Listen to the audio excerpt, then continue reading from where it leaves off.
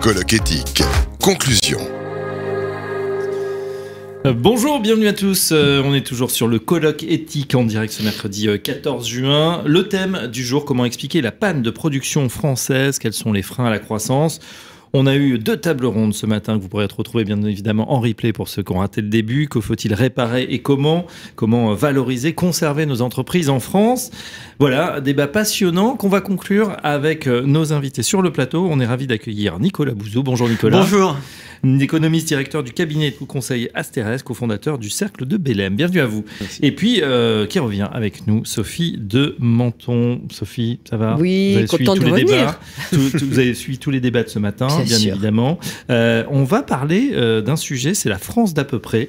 C'est le thème de votre dernier ouvrage, le titre d'ailleurs de votre dernier ouvrage, Nicolas Bouzou. Pouvoir d'achat, santé, éducation, industrie. Revenons à l'excellence. C'est vrai qu'on a l'impression qu'on a un certain déclassement. Le français râle, mais peut-être à escient. Oui, alors on a un déclassement qui est relatif, en tout cas, c'est-à-dire par rapport aux autres pays, ça c'est clair, et dans les domaines que vous avez cités. Je prends la question des salaires. En fait, il y a beaucoup de salaires en France qui sont devenus objectivement bas, y compris les salaires bruts, qui sont devenus objectivement bas par rapport à beaucoup des pays qui nous environnent, mais il faut essayer d'aller au fond des choses et de se demander pourquoi les salaires sont bas. Et en fait, les salaires sont bas en raison de performances économiques qui se sont dégradées, ce qui nous renvoie à des problèmes de compétitivité, des problèmes d'éducation, des problèmes de réglementation. Donc la question des salaires, c'est pas une question de distribution ou c'est marginalement ou secondairement une question de distribution, c'est avant tout une question de performance économique. On est moins bon. Et en fait, ouais, on est moins bon. Et en réalité, alors, c'est pas tellement qu'on est moins bon. On est moins bon relativement aux autres, en réalité. Je prends cet exemple des salaires parce que vraiment, il est clair. Hein. C'est-à-dire qu'on était un pays où les salaires étaient très élevés. Et quand on regarde par rapport à la moyenne des pays de l'OCDE, par rapport aux autres, ça s'est vraiment considérablement dégradé. Et ce n'est pas la faute de chefs d'entreprise. Bon, on y reviendra. C'est pour ça que je dis qu'il y a vraiment derrière ça des problèmes qui sont fondamentaux, qui renvoient à des questions de formation, notamment, pas que, et d'éducation. Alors là, dans l'éducation, vous me tendez la perche. En fait, à force d'avoir nivelé par le bas, à force d'avoir fait la promotion d'une forme d'égalitarisme, à force d'avoir critiqué la méritocratie, avec des traductions extrêmement concrètes. Je vais vous en donner une dont je parle dans mon livre, mais j'étais très intéressé de voir qu'elle recevait un écho quand j'en faisais la promotion. Le fait que les fautes d'orthographe aujourd'hui, tout le monde s'en fout, en fait, y compris parfois dans l'éducation nationale. Ça, c'est typiquement quelque chose qui fait partie du syndrome de l'à peu près, une espèce de démagogie, mais qui finit par avoir des conséquences qui sont très concrètes, y compris, Sophie, je parle à une spécialiste, des conséquences dans l'entreprise. Parce que quand vous avez des collaborateurs qui arrivent, qui font des mails truffés de fautes d'orthographe et de grammaire, ce qui rend plus difficile la communication, ça finit par poser des problèmes économiques. Donc vous voyez qu'on peut même faire un lien entre l'à peu près orthographique et, au bout du compte, les performances économiques. Je ne parle pas... Il faut faire un tout petit mot sur l'écriture inclusive, qui est en train d'en rajouter sur les fautes d'orthographe. Il faut quand même le dire, parce que dans la France de l'à peu près, c'est très important, c'est interdit, et c'est en train d'avoir une vogue extraordinaire. On désobéit. Alors, bien sûr. Elle vient de nous rejoindre et je pense qu'elle a une excellente orthographe et une excellente grammaire. En tout cas, elle est entourée de livres sur l'écran qu'on peut voir derrière elle. C'est Agnès Verdier-Bolligné. Bonjour Agnès. Bonjour à tous. Directrice générale de la Fondation IFRAP, merci d'être avec nous, même à distance. On vient de dessiner un petit peu les concours de cette France de l'à peu près. C'est vrai avec cet exemple, voilà, des salaires qui baissent, un espèce de laisser aller peut-être depuis 10-15 ans. On a l'impression qu'on a perdu un peu de compétitivité, même objectivement on en a perdu. Comment vous l'expliquez ? Parce que surtout, ce qui est très préoccupant dans les travaux qu'on a menés à la Fondation IFRAP, c'est qu'on voit qu'en part de richesse par habitant, on est en train de baisser dans le concert des nations. Dans les années 80, on était 11e en richesse par habitant. Aujourd'hui, on est 25e. C'est-à-dire que ça ne veut pas dire que notre PIB n'a pas grossi. Il a grossi, mais en fait, il a grossi moins vite que dans les autres pays. Et ce qu'on voit, c'est que nous, on est autour de 40 000 euros par habitant, alors que, par exemple, les Danois, ils sont à plus de 60 000 euros par habitant. Et c'est vrai qu'on peut se poser la question, mais pourquoi est-ce que la France a perdu autant de place? Nous, on l'a dit, moi je le dis beaucoup dans mon livre, il y a des vraies questions à se poser sur l'organisation autour de l'entreprise qui fait que finalement, on a des poids fiscaux chez nous qui existent ailleurs, hein. Je fais tout un chapitre dans mon livre sur ce sujet. 148 milliards d'impôts, taxes, cotisations en plus par rapport aux pays de la zone euro hors France qui sont payés par nos entreprises et surtout des taxes de production. Hein, 49 milliards de taxes de production en plus encore aujourd'hui, hein, et ça c'est des chiffres de 2021, des chiffres qui sont très récents, malgré les baisses qu'il y a eu, on a encore 49 milliards de taxes de production en plus à payer tous les ans dans nos entreprises, on a 84 milliards de plus de cotisations employeurs à la charge des entreprises tous les ans par rapport aux autres pays de la zone euro, et en plus, et ça fait un peu écho à ce que disait Nicolas Bouzou, on a des niveaux de charges sur les salaires qui sont les plus élevés, au-delà de 3,5 SMIC, on est hyper chargé sur les hauts salaires. Et en fait, ces hauts salaires, on les trouve où? On les trouve beaucoup dans l'industrie. Donc, résultat, on est désincitatif à embaucher, en fait, à créer des emplois à forte valeur ajoutée. Et quand on fait la comparaison avec l'Allemagne, il nous manque aujourd'hui 500 000 postes au-delà de 3,5 SMIC par rapport aux Allemands. Et ces 500 000 postes en moins qu'on a dans les emplois à forte valeur ajoutée avec des bons salaires, eh bien, on les a en plus sur les bas salaires. Donc, on est dans une sorte de trappe.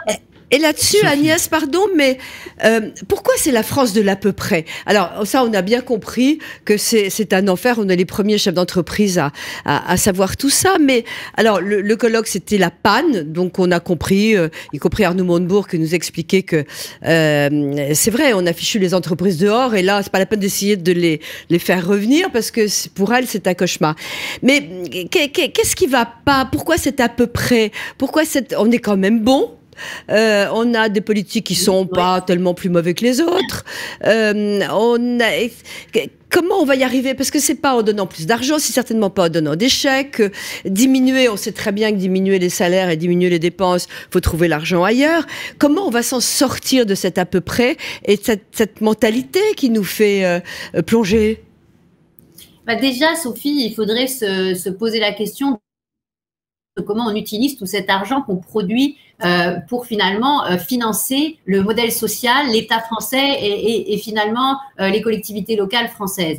Et tout le monde est un peu co-responsable dans cet à peu près, parce que parfois on se pose les bonnes questions, mais on ne va jamais jusqu'au bout c'est vrai. Du diagnostic.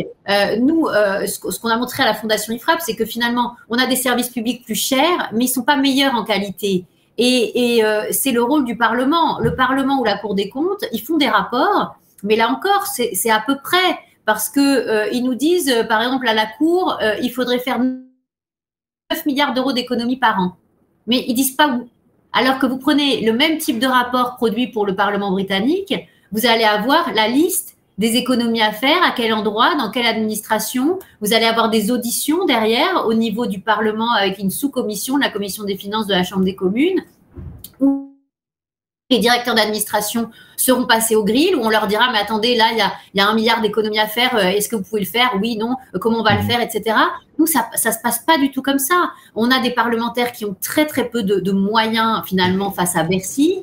On a donc cet à peu près permanent, c'est-à-dire les parlementaires ont de bonnes idées. Là, il y a des rapports justement sur le côté hyper bureaucratique de notre organisation qui sont en train d'être réalisés à l'Assemblée nationale. J'en ai lu un hier soir et finalement, on reste sur sa faim parce qu'on voit très bien qu'il manque de moyens pour étudier les choses dans le fond, avoir une vision à 360 degrés. Oui. Et le problème, c'est que on reste toujours un peu sur l'écume des choses. Et si on s'en réfère à tout ce qui s'est passé ces dernières années, où on avait déjà cette prise de conscience de la surfiscalité qui pesait sur nos entreprises, sur le fait que la France était championne du monde, en tout cas dans les pays développés, du niveau de fiscalité, on est en train de repasser devant le Danemark là pour 2022.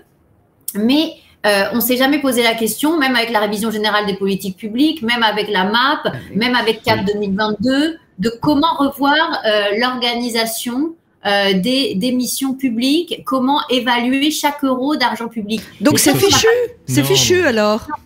Non, pas du tout, parce que je pense que justement, il y a des telles marges de manœuvre, il y a des tels gaspillages, il y a des telles fuites dans tout le système. Malheureusement, il n'y a pas une grosse fuite à identifier, il y a plein de petites fuites partout, parce que finalement, on a de la redondance, on a des chevauchements, on a des compétences qui sont partagées, donc il y a une dilution de la responsabilité. Il y a des choses à recentraliser au niveau de l'État, comme les aides sociales, et les distribuer au niveau de Bercy. Là, on ferait des économies énormes sur les dépenses en fait de coûts de distribution des aides. En plus, on ferait baisser la fraude. En plus, on ferait baisser le non-recours parce qu'il y a, bien sûr, il y a de la complexité. Et puis de l'autre côté, on pourrait décentraliser énormément de choses. Par exemple, l'éducation. Il n'y a aucun pays qui fonctionne avec un État qui a plus d'1 million d'agents qui travaillent pour l'éducation. Et en réalité, c'est géré au niveau local et avec finalement beaucoup plus de pragmatisme, de choix, de possibilité, de liberté pour les parents et pour les élèves de choisir leur école, etc. Donc tout ça, c'est à mettre en perspective. Ça veut dire que ça veut pas dire que c'est impossible, ça veut dire que ça marche ailleurs. Oui. Je donne dans mon livre 20 propositions de principes qui sont appliqués ailleurs, au Danemark, en Suède, en Suisse, en Allemagne, en Espagne et en Italie, et qui fonctionnent. On s'oriente, bien sûr. Il faut trouver des réponses, et je pense qu'il y en a dans votre bouquin. Il faut pas être défaitiste, parce que la France est un très beau pays, on a des entrepreneurs extraordinaires. Moi, ce que je trouve dommage dans la vision, justement, à peu près que décrivait Sophie, c'est que finalement, nos politiques ne sont jamais dans une logique de dire ce qui est notre bien commun le plus précieux au démarrage, ce sont nos entreprises, c'est elles qui créent la valeur ajoutée, c'est elles qui créent la richesse. Et finalement, j'ai encore discuté avec beaucoup de politiques ces derniers jours, et je trouve qu'ils ne remettent jamais ça au centre de leur réflexion. Parce que c'est tellement vrai. Aussi. Il y a peut-être une méconnaissance. Le dénominateur commun de nos décisions publiques, ça doit être la question de l'entrepreneuriat, de comment on crée des entreprises, comment on les développe. Et alors, c'est le cas pour les normes, c'est le cas pour la fiscalité, c'est le cas pour toutes les contraintes qui sont votées à l'Assemblée et au Sénat. Et ce que je vois par rapport aux autres pays, c'est qu'ailleurs, il y a des vraies possibilités d'évaluer en permanence la surcharge que va faire peser telle ou telle loi, tel ou tel amendement. La loi climat-résilience, par exemple. Alors attendez, juste une seconde, Agnès Verdier-Meunier. On va faire réagir aussi Nicolas Bouzeau qui est en plateau. Vous avez parlé dans votre livre, donc à peu près énergétique, sanitaire, éducatif, avec cet très bon exemple de l'orthographe. Et puis le risque que ça entraîne, c'est-à-dire voilà, aussi au niveau politique, le risque de populisme, risque d'explosion. On se sent complètement décoré de tout ce qui se passe. Puisque Agnès évoquait à l'instant les solutions, pour vous, ça passe aussi, à part connaître peut-être mieux le tissu économique et industriel, par revaloriser un certain niveau d'excellence. Ouais, mais je voudrais vous prendre un exemple très concret, parce que les grandes idées, on sait grosso modo ce qu'il faut faire, mais ce qui est difficile, c'est de proposer des choses concrètes et qui sont applicables tout de suite. Alors votre colloque s'appelle « Comment expliquer la panne de production française ?» Aujourd'hui, en matière de production, notamment dans l'industrie, il y a un frémissement. Il se passe quelque chose, oui. Il y a énormément de projets d'implantation en France, ils sont pas très gros, mais il y en a beaucoup. On voit qu'il y a quelque chose qui est en train de se passer sur les mises en chantier d'usines. On voit que la production industrielle monte un peu. Donc, il y a véritablement quelque chose. En matière de fonctionnement du marché du travail, on est redevenu un pays à peu près normal. Ça prouve qu'on peut faire des choses. En matière de fiscalité du capital, on est revenu dans la moyenne des pays de l'OCDE. Ça prouve qu'on peut faire des choses. Et en matière de fiscalité des entreprises, on s'est aussi à peu près normalisé. Donc ça veut dire qu'on peut faire des choses. Aujourd'hui, le grand sujet, la grande difficulté, et notamment celle qui pourrait mettre en panne la réindustrialisation, c'est la complexité des normes et la judiciarisation des projets. Donc c'est à ça qu'il faut réfléchir. Alors, le ministre de l'économie est en train de le faire avec une loi qui s'appellera la loi Industrie verte, qui est censée simplifier un certain nombre de normes. Mais je voudrais vous donner un exemple très concret, parce que Sophie m'a dit il faut être concret, et je partage. Donc je mets en débat, moi, une mesure qui est très concrète. Aujourd'hui, quand vous voulez faire une usine, c'est très compliqué, parce que vous avez un article de loi qui s'appelle le ZAN, le zéro artificialisation nette, qui fait que si le maire vous octroie un permis de construire de 100 hectares pour faire une usine, il faut qu'ils détruisent 100 hectares de logements ou d'usines ailleurs, ce qui est évidemment absolument impossible. Je considère que les projets industriels devraient déroger à ce zéro artificialisation nette. Là, vous voyez, je vous fais une proposition de simplification qui est extrêmement concrète, qui d'ailleurs, puisque Agnès Verdier-Meunier parle du Parlement à fort juste titre, qui pourrait d'ailleurs être porté par des parlementaires et pas nécessairement par le gouvernement. On pourrait avoir pour une fois une loi, il y en a quelques-unes, Guillaume Casbarian en a fait une sur les squatteurs, on peut avoir des lois qui sont proposées par le gouvernement et... un malaise dans l'Assemblée. Non mais ça c'est pas mon problème. Non, mais je veux dire, ils ont un malaise. Mais de toute façon, quoi qu'on dise, nous, ils ont un malaise. Donc, si vous voulez, je ne vais pas m'arrêter au malaise de ceux qui se décrivent comme étant des écologistes alors qu'ils ne le sont pas. Parce que tout ce dont je viens de parler vient d'aboutir, il y a une semaine, à ce que l'usine Bridor, qui devait se faire en Bretagne, les viennoiseries, ne se fasse pas en France. Oui. Parce qu'elle se fera. Elle se fera au Portugal, donc l'usine, elle se fera. Sauf que les croissants seront réacheminés en France en avion, avec une empreinte carbone supérieure. Donc il est hors de question que je me laisse donner quelconque leçon par des écologistes qui sont des verts déguisés en rouge. Bravo. Non, mais c'est incroyable. C'est effectivement le DUF, c'est membre éthique. On est atterré par ça. Bien sûr. Il devait mettre 3 ans pour. Il a des milliers d'emplois, des centaines, des dizaines de milliers d'emplois dans le monde, etc. Comment est-ce qu'on peut laisser? Et alors, mais là en fait, la vérité de la question, c'est qui, lorsqu'il y a un cas comme ça, peut intervenir? On a l'impression qu'il n'y a personne qui tient les rênes. Quand même, vous avez un industriel dans le monde entier qui réussit, qui se bat, qui voit localement les gens. Mais qui, au sein du gouvernement, pourrait dire, bon, allez, hop, on arrête? Les gros projets qui sont soutenus par l'État, c'était le cas de Prologium, par exemple, dans les Hauts-de-France, ils passent, en fait. Là, ce projet n'est pas passé, justement, parce qu'il n'était pas aussi gigantesque qu'une gigafactory de batteries. Et donc, en fait, il n'y avait pas de soutien explicite de l'État. C'est pour ça que je pense qu'il faut on passer en meurt du soutien ou du non-soutien de l'État. Non, mais c'est la raison pour laquelle je dis qu'il faut passer par des simplifications, en fait. Oui. Alors, on est en France, donc il faut... Ça passe par des lois. J'en suis désolé, mais c'est notre système. C'est comme ça. Il y a un moment où il faut en passer par là. Il faut que de nouvelles lois effacent les anciennes lois, ce qui n'est pas quelque chose qui se fait automatiquement en France. Mais donc le sujet numéro 1, c'est un sujet de simplification. Et alors, puisque vous voulez qu'on soit précis, je vais l'être encore plus sur la méthode. Nous sommes un pays, malheureusement je le déplore, mais c'est comme ça depuis l'Ancien Régime, et ça a été renforcé par la Révolution, nous sommes un pays centralisé.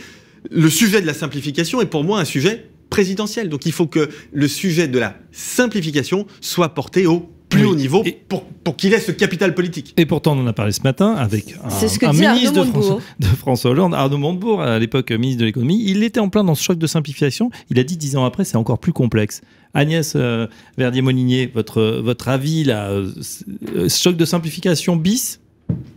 Écoutez, je suis complètement d'accord avec Arnaud Montebourg. Je trouve ça incroyable ce qui s'est passé ces dernières années. En 2008, le gouvernement de Nicolas Sarkozy avait prévu de développer un modèle d'évaluation de la charge administrative qui pesait sur nos entreprises. Oui. Ça a totalement disparu. Tout ça parce qu'il manquait quelques millions d'euros pour boucler le budget. Pendant ce temps-là, aux Pays-Bas, en Belgique, en Allemagne, partout, ils ont évalué en temps réel la charge administrative qui pèse sur les entreprises. À la Fondation IFRAP, on a été les seuls à chiffrer la charge administrative qui pèse aujourd'hui sur les ménages et les entreprises. On pense que c'est une centaine de milliards d'euros par an, dont 80% à la charge de nos entreprises, c'est-à-dire 80 milliards d'euros qui devraient avoir baissé ces dernières années parce que la Commission européenne, tout en nous, finalement, en donnant parfois aussi des suppléments de normes sur nos organisations, demande aussi de baisser de 25% les normes existantes, notamment qui entravent le développement des entreprises. Les Belges l'ont fait, ils ont évalué en permanence. Les Allemands ont un outil qui s'appelle le Normenkontrollrat qui évalue en permanence justement les charges administratives sur les entreprises et les ménages. Nous, c'est incroyable ce qui s'est passé. Avec le choc de simplification, etc., on a créé le Comité national d'évaluation des normes, mais qui n'évalue les normes que pour les collectivités locales. Tenez-vous bien. C'est-à-dire que l'administration veut bien créer des outils pour finalement les organismes publics, mais alors, pour les entreprises, il n'y a pas d'évaluation en temps réel. Et typiquement, la loi climat-résilience qui a installé ce système-là avec les ZAN, le zéro artificialisation, est-ce que vous croyez qu'il y a une étude d'impact, une évaluation, quoi que ce soit? Jamais une étude d'impact. Alors, il y a une étude d'impact, mais elle est totalement technocratique, il faut le dire. C'est une étude d'impact, quand vous la lisez, il n'y a rien sur, finalement, qu'est-ce que ça va coûter aux entreprises. Est-ce que finalement ça ne va pas empêcher des entreprises de développer? Est-ce que ça ne va pas détruire des emplois? Combien ça va en créer? Parce qu'ils disent que ça va créer des emplois, mais ils disent pas combien, ils disent pas dans quel secteur. Et nous, quand on a dit, à l'époque, hein, quand la loi a été votée, et même avant, quand elle a été discutée, j'ai fait des papiers avec mon équipe, et puis on a publié sur le site de la Fondation IFRAP, mais aussi dans le Figaro ou ailleurs, en disant, mais attendez, cette étude d'impact, elle est en dessous de tout.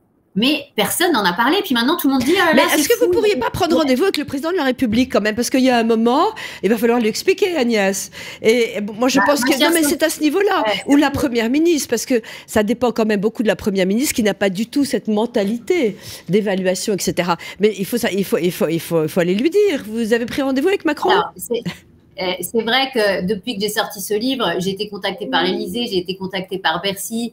Même les grands directeurs d'administration souhaitent échanger avec nous, et c'est quand même très très encourageant, et c'est très positif, et ça va dans le bon sens. Donc maintenant que tout le monde qui était en train de sauter comme des cabris pour dire oui, il faut dépenser le plus d'argent public possible, c'est le quoi qu'il en coûte, c'est génial, c'est l'argent magique et tout, et c'était incroyable de voir à quel point tout le monde se convertissait à cette dépense à gogo. Tout d'un coup, maintenant, on est en train de dire bah oui, ce serait bien de regarder comment utiliser l'argent public. Ce serait bien aussi de réduire les normes, ce serait bien de l'évaluer, mais on a perdu tellement de temps avec cette anesthésie qu'on avait et qui faisait que on a arrêté plus l'économie en France qu'ailleurs en 2020. Ça nous coûte aujourd'hui potentiellement très cher. Et donc, oui, ça nous coûte plus cher. Pourquoi? Parce que on a une charge de la dette qui est en train de monter de manière exponentielle, parce que on a des taux qui sont en train de monter aussi sur les taux à 10 ans. Alors c'est vrai que ça pourrait monter encore plus vite. Là, on est autour de 3%, mais il faut savoir qu'on a toute une partie de la dette qui est indexée sur l'inflation. Nous, on avait tiré la sonnette d'alarme sur ce sujet à la Fondation IFRAP. À chaque fois qu'on décide finalement de prendre des décisions qui derrière vont augmenter la charge de la dette annuelle, ben c'est autant d'argent qu'on dépensera pas ailleurs. On était à 30... Nicolas Bouzou, réaction, et puis après, ce sera le moment de conclure. La question de la préparation des réformes et de l'évaluation, alors là, on est typiquement dans l'à peu près en France. Je vous prends un exemple encore très précis, la réforme des retraites. Pour y revenir, demain, le Conseil d'orientation des retraites publie son rapport annuel, ça va être très, très intéressant. J'ai soutenu la réforme des retraites, hein, j'étais pour, voilà. Mais simplement, c'est une réforme qui n'a pas été évaluée au préalable.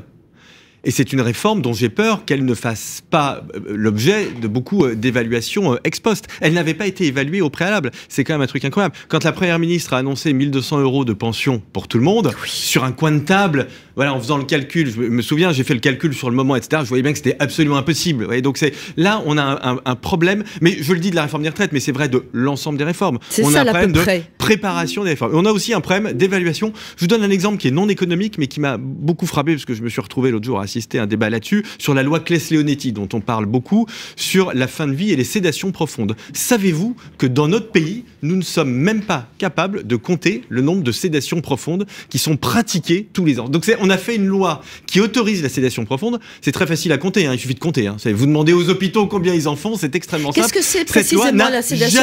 Qu'est-ce que c'est exactement la sédation profonde? C'est quand quelqu'un est en fin de vie, on lui administre une sédation extrêmement forte qui va le faire décéder. Donc c'est quand même... Voilà. Donc il ne se réveillera pas. Il ne se réveillera pas, donc c'est quelque chose qui est très important et on débat de la fin de vie en ce moment. Eh bien, nous n'avons même pas cette information qui serait très facile à avoir. Donc là, vous voyez qu'on a un problème qui est un problème non pas seulement d'idéologie, mais peut-être de dilution de responsabilité. Et de dilution de responsabilité, bien évidemment, absolument. Parce qu'il n'y a jamais quelqu'un qui tient tous les éléments et qui est responsable. C'est absolument...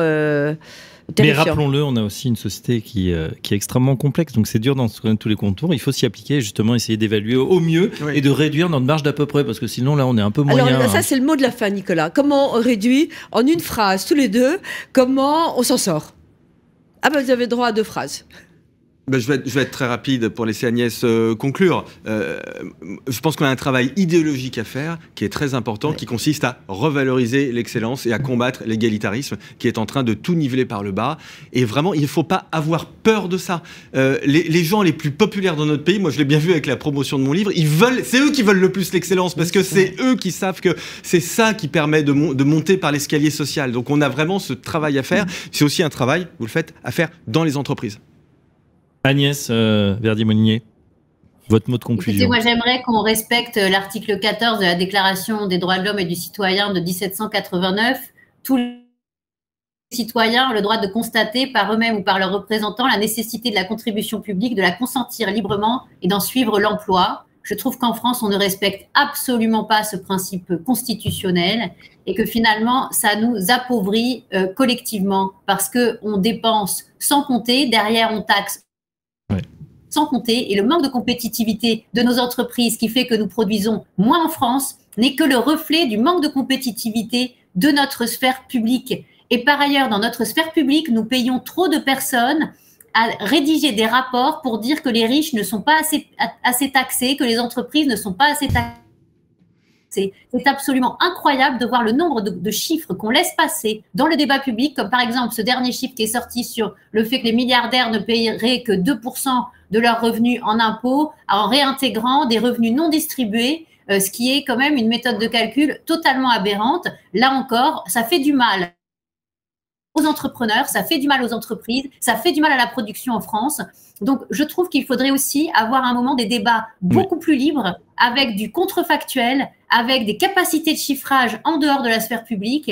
Et c'est ça qui est dommage chez nous, c'est que finalement, ce sont toujours ceux qui travaillent à l'intérieur de l'administration qui ont le dernier mot sur ces questions. Et je crois que la société civile, les entreprises, mais aussi tous les citoyens de ce pays doivent à un moment s'intéresser beaucoup plus à toutes ces questions. On produira forcément beaucoup plus en France quand on se saisira de ces questions qui nous appartiennent. Exactement. Transparence pour l'un, excellence pour l'autre. Merci. On renvoie à vos deux ouvrages. Où va votre argent, Agnès Verdier-Molinier? La France de l'à peu près. Et Olivier un tout Bouzou. petit mot. Sophie de Menton. En fait, pour résumer ce que vous avez dit tous les deux, je crois qu'il faut inverser les choses.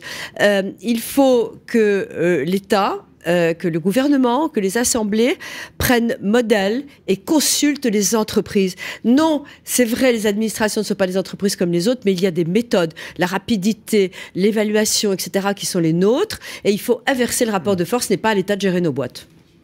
Un grand merci à vous tous qui nous avez suivis. L'ensemble des échanges à retrouver bien évidemment en replay. Merci Agnès Verdier-Molinier, directrice générale de la Fondation IFRAP. Merci Nicolas Bouzou, économiste. Et merci à vous tous de nous avoir suivis. Merci à tous ceux qui ont préparé ce colloque éthique. Merci à la technique ici à Web Radio Édition. On se retrouve très prochainement pour un nouveau colloque. À très bientôt. Bonne journée. Comment expliquer la panne de production française? Un colloque éthique en partenariat avec Web Radio Édition, mercredi 14 juin 2023.